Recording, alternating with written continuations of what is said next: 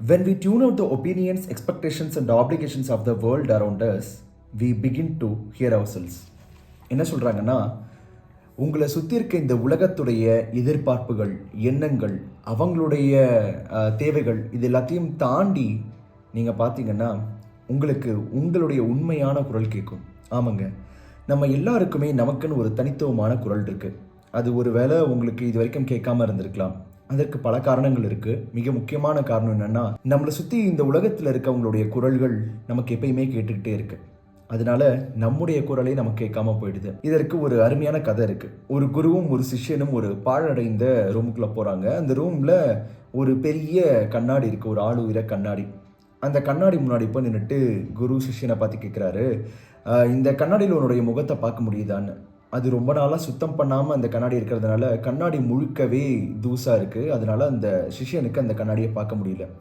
அதை குருக்கிட்ட அப்படியே சொல்கிறான். குரு சொல்கிறாரு, இந்த கண்ணாடி தான் உன்னுடைய மனசு. இதை சுற்றி இருக்க இந்த தூசு இருக்கு இல்லையா, அதுதான் இந்த உலகத்தில் உன்னை சுற்றி இருக்கவங்க சொன்ன வார்த்தைகள், இல்லை உன்னை சுற்றி இருக்கவங்க உன்னை இன்ஃப்ளூயன்ஸ் பண்ணது. நீ அவங்களுடைய குரல்களை எல்லாத்தையும் நீ எடுத்துகிட்டு பார்க்கும் பொழுது தான் உன்னுடைய மனசு உனக்கு தெளிவாக தெரியும்னு. அதே போல தாங்க நம்முடைய வாழ்க்கையிலையும் நம்ம சுற்றி இருக்கவங்களோட குரல்களை எப்பயுமே நம்ம கேட்டு நம்முடைய சொந்த குரலே நமக்கு கேட்காம இருக்கும்.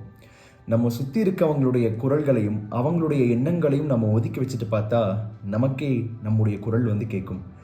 அந்த குரல் கேட்டால் தான் உங்களோட வாழ்க்கையில் ஒரு தெளிவான பாதையை உங்களால் போட முடியும். உங்களுக்கும் ஒரு குரல் இருக்குது, அந்த குரலை கேட்க முயற்சி பண்ணுங்கள். இது எல்லாமே நான் இந்த திங்க் லைக் அ மாங்க் இந்த புத்தகத்தில் இருந்து படித்தேன். இந்த புத்தகத்தில் இதே போல் இன்னும் நிறைய விஷயங்கள் இருக்குது. அடுத்தடுத்த பதிவுகளில் இதே போல் இன்னும் சுவாரஸ்யமான விஷயங்களை உங்களோட பகிர்ந்துக்கிறேன். உங்களோட குரலை கேட்க மறந்துடாதீங்க. மீண்டும் மற்றொரு பதிவில் உங்களை சந்திக்கிறேன். உங்கள் பாலாஸ்ரீ.